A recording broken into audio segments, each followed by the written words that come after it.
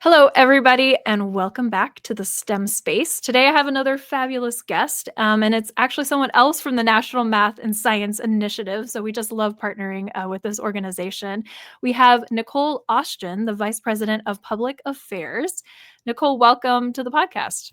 Thank you so much. Thank you for having me. And as I was learning about you, I realized you're also an author of a children's book, and I am so excited. This book is just adorable. It is called Miles and the Math Monsters. And so, if you wouldn't mind, if we could just do a little teaser here for our audience, would you mind reading us an excerpt of this book? I will absolutely do that.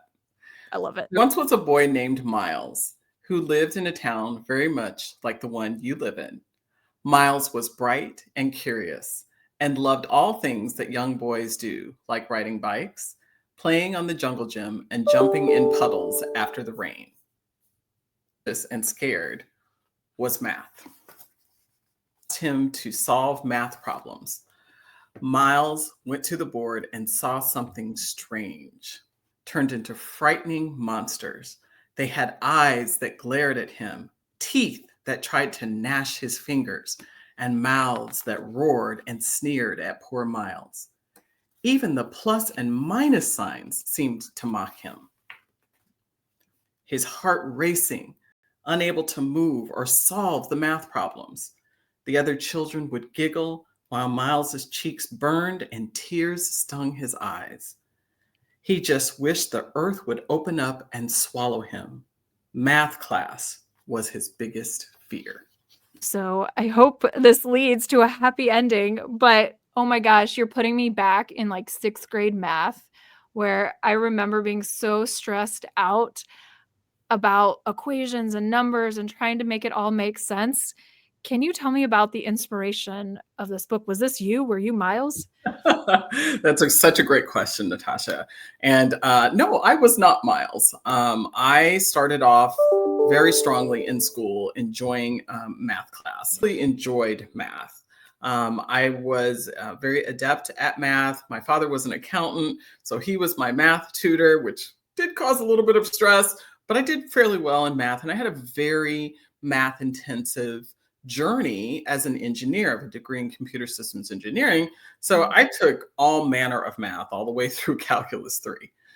But when we had our son, his name is Jude, and he struggled. He is neurodiverse. He suffers with a little bit of working memory. He suffers with working memory challenges. And so math was difficult for him, making sure that he understood the difference between plus and minus, addition, subtraction, division, multiplication was very challenging for him. Memorizing multiplication tables, those types of things were very difficult for him. So we had to find different ways to make math accessible for him, whether it was working with him as he was playing with his Matchbox cars, counting how many blue cars do you see there? How many green cars do you see? We would use those types of examples. We would use examples as we would go out in nature. We would try to find any way that we could work with him on math problems so that some of those concepts would stick with him, manipulatives, all those kinds of things. So watching him kind of struggle in his early education with math was part of the inspiration for the book. Now, he didn't necessarily have anxiety at the board, but I thought about all the children who, struggle, especially post-pandemic, with some of the challenges of math. Of course, being in a nonprofit that focuses on education, we're always looking at the NAEP scores. So that was kind of the inspiration for the book, is that math for me was never scary. Math to me is a language, and it's a language that we use in our everyday lives. And I think if we can get that concept across to children, that can take some of that anxiety away, and they can recognize that while I may not go to a calculus 3 class in my future, I don't have to be afraid of mathematics. It comes from in kids. Why are some just don't have this confidence, or I'm not a math person, I'm not good at math? Where do you think this is coming from? Unfortunately, I think there are a lot of legacy ideas that we pass down unintentionally to our children, whether we are parents who feel like we're not math kids, whether we identify with particular gender stereotypes about math. And I also think we just don't recognize it in our everyday lives. If you think about your life as an adult, there's Right. no way you're coming away without math. You go to the grocery store, you better know what things cost, right? Mhm. Know what's Yep. in your accounts. You have to pay bills. You're cooking meals. Math is everywhere in your life, and I think we tend to want to take it out of context and put it on a worksheet rather than Yeah. incorporating it into our daily lives. Teachers that often you have this like school knowledge, the Mhm. worksheets, what's on the board, and then kids aren't translating that to their daily lives and that this is actually important. What are some strategies teachers can use to help kids make that connection? I think, first of all, it's really critical for you to look at math in an interdisciplinary way, right? So, one of the things that we focus on with our professional development, our high quality STEM professional development at NMSI, is a concept around vertical teaming, right? And that's really a concept that talks about the third grade teacher understanding what the fifth grade, the Mm, standards in the fifth grade, right? So if I'm a third right. grade teacher and I'm teaching my students math, I have to be very much aware of the standards that those kids need to have in the fifth grade. I have to backwards map that. So I think that is critical, that vertical teaming, understanding that, but also the interdisciplinary approach, right? So age group, build lesson plans that build upon math in each topic, right? So Right. maybe you have a social studies lesson, but that lesson could include some of the same concepts that you're trying to teach in math. And maybe then you have a spelling lesson that builds on some of the same concepts that you're building for math. So try to make it as interdisciplinary as you can. When you have an opportunity, get those kids to talk about their everyday life experiences and build math into those experiences. Read books where there's math examples. Mhm. So it's not so foreign to them, right? It's not so foreign. So when they're out in the park and they're walking with their parent or their grandparent, they can count the trees. They can count the squirrels that are going around. They can look at the basketball players on the team and count the ones that are on the bench and subtract that from the ones who are actually playing. I think if teachers can kind of make math more normalized in our everyday life, that will help. And then they can also work with parents on that, right? Because it's Mhm. not a hard thing if we really think about it. I think as a parent, you sit down with a worksheet to help your child, and that can be intimidating. Yeah. But if you Mhm. are in this is I'm gonna date myself here, but if you're in the car, right, and you wanna play a game, count the gray cars, count the yellow cars, right? And that makes it much more accessible and makes kids kind of view it as a part of their lives rather than these abstract concepts. And we have tried to be intentional about, you know, patterns are everywhere, and math is, like you mentioned earlier, a language, and it's recognizing these patterns and groupings, and I love this idea of teachers working with parents, and often the homework I get is very stressful Mhm. because they have to count in a certain way, and they have to use this certain strategy, which I'm not familiar with, but what I can do is help her love math and recognize how I use math, and maybe cooking, like cooking with your kids and counting and measuring and when as they get older, dealing with money and Yes, maybe taxes and percentages, absolutely. right? Absolutely. Our son is 16 now, and of course, most 16-year-olds think that they can be emancipated. Of So course. already thinking about that. And so, we were walking actually in Boston 2 summers ago, and we saw several signs for apartments, right? And so he's like, "Well, how much would an Yeah. apartment cost? $1,700 a month for a studio apartment here in downtown Boston. How much money do you think you would need to make in order to afford that apartment? And then don't forget utilities." So there are lots of ways that we can incorporate that into the curiosity of our children, but also into the learning of our children. And simply because we have a certain pedagogy in the classroom that is trying to instill that information that education into that child, it doesn't mean we can't go back to some of our own basics and still make it Right. relevant, right? So simply because a teacher is asking a student to add or subtract or divide or multiply in a certain way, it doesn't mean that we can't also incorporate it from our past learnings, because we Mm. just want to make them familiar, right? We want to make them comfortable. How many earrings does mommy have on right now? Earrings, right? So, mommy has two. Oh, let's count the earrings. Mommy has two earrings. Okay, well, how many rings does mommy have on her finger? There's just a lot of different ways to make math more accessible. And we think about reading, and we started reading to our child when he was 1. But we need to build that math vocabulary as well. So we need to make sure that as we are instilling literacy in our children, that we also instill math literacy in them. Kids this kind of rediscovering how exciting math can be, because I also have a background in engineering, and I feel like I've just gotten math drilled in my head, and it's problems and solving and equations and all, right?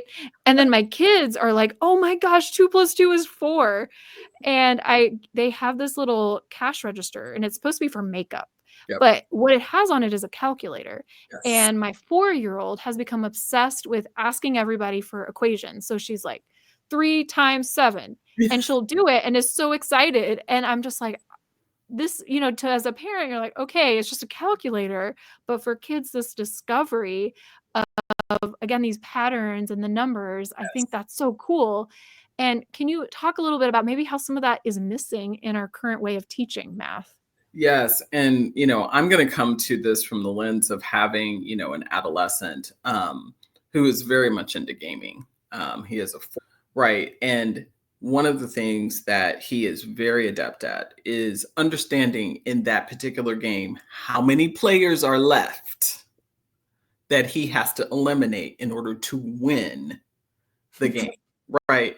So Yeah. that's but it's math, right? He knows Mhm. that in 5 minutes, he has to eliminate 10 players, right? So Right. he's drawing those He's gonna connections. do that math, yeah. Yeah, right. He's drawing those connections. And I think it is so important for us to take a look at what our children are interested in, and then drawing those inferences between, all right, you're interested in ballet. Okay. How Mhm. long can you stand on your toes, right? Or how many pirouettes can you do? Let's count the pirouettes. Are um, allowing them to live life, but interjecting that math is a part of all of the life that they are living. Pause. I didn't answer that question. I thought you did. Okay, all right. All right. All right, keep going. Okay, I have a different one. Okay. So this a lot of teachers listening are STEM educators, and we talked earlier about interdisciplinary approach to math and integrating it with maybe social studies or writing. If you think about it through a STEM perspective, Mhm, math is in the acronym, mhm. but it is in fact often left out of a STEM classroom. And that was what my dissertation work was, in like looking at what do we mean when we say STEM? How do we define STEM or engineering education at a elementary middle school level? And it's Yes. very much focused on engineering design Mhm. and the application of science, and it Yes. was something like 5% of the lessons that I looked at had a math component. We're Wow. actually trying to promote math. And then I went and talked to engineering faculty. So we're often doing STEM to prepare kids for STEM pathways. And the engineering faculty said the number one indicator of success is mathematical problem solving. Mhm. And the word problem solving to a STEM teacher meant design thinking, like Mm. solve how do you build a catapult to launch an object? Like that's what they think of a problem, where an Mhm. engineering faculty is like, no, no, no. A problem to us is like calculate the trajectory and use these mathematical tools to solve a problem. What Right. is your reaction to that?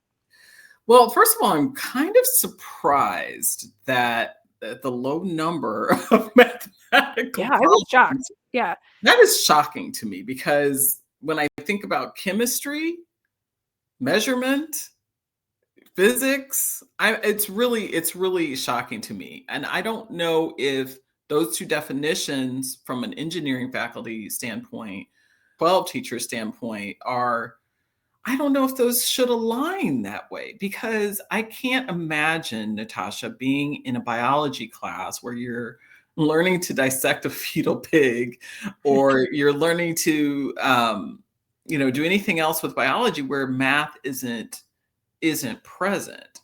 Um, so I'm a little baffled and shocked by that. But I think we probably just need, as the two sides of the fence, to come together on some of those definitions. And I appreciate the engineering faculty, talking about the indicators of success. And if that is in fact the case, then we need to be integrating that more into our early learning, right? And with kids, I don't think that would be terribly difficult. When you think about using a stomp rocket, right, which kids love, stomp rocket, Mhm. I think there are some natural ways in which we can talk about. I especially think if you're partnering in a school setting with an out of school time provider, right? There are certainly ways that you can incorporate some of those types of things into your lessons. And I think also working with a high quality STEM professional development organization like National Math and Science Initiative, and who we provide coaches for our teachers who are current classroom teachers, along with content workshops. And we also link teachers to other teachers. So you can have that community of teachers to kind of vet ideas with and to gather ideas that you can utilize in your classroom. So I think the more we can work with each other on this STEM ecosystem, I think the better off we're going to be. Because when you think about the workforce, the STEM workforce, we are 2.9 million jobs short in STEM. So it's critically important that we get the kids started early, that we make sure that they have the right math, computational, and problem solving skills. And I think that we can work together to get educators, especially elementary educators, to have those tools in their toolbox for teaching. A final question here. When we're talking about equity in STEM, what Mhm. does that mean to you and what are the barriers? So, equity in STEM to me means that we have well functioning classrooms that allow all students to learn. And that means across demographics, across gender, across socioeconomic. When you think about studies that come out that talk about students' STEM identity, you look at little kids in K through third grade, K through fifth grade, they're all about STEM, right? They want to be biologists, they Mhm. want to be Mhm. veterinarians, they want to be. By the time they get to middle school, stereotypes can sink in or slip in. Stereotypes Right. can slip in, and kids start to feel like they don't belong in STEM. So I think it's critically important early on, and also as they get into advanced ages, to show them examples of STEM professionals who look like them, who are of their gender, who are of their race, who are come from ethnic backgrounds. Highlight the types of STEM careers that are available. Let people know that while you may not want to be an astronaut, it doesn't mean that you can't work in aerospace. There are people who are designing spacesuits, right? That's STEM, right? Because astronauts have to survive in these environments, and there's a lot of math and a lot of science involved in that. So I think one of the critical things that we have to do is start showcasing the variety of people who participate in the STEM industry, who are solving the critical problems, not just for our nation, but for the world. And we got to show kids that it doesn't matter where you come from. It doesn't matter who you are, what your gender is, what your race is, what your mother and father do for a living. If you're interested in STEM, you can be a STEM kid and therefore a STEM professional.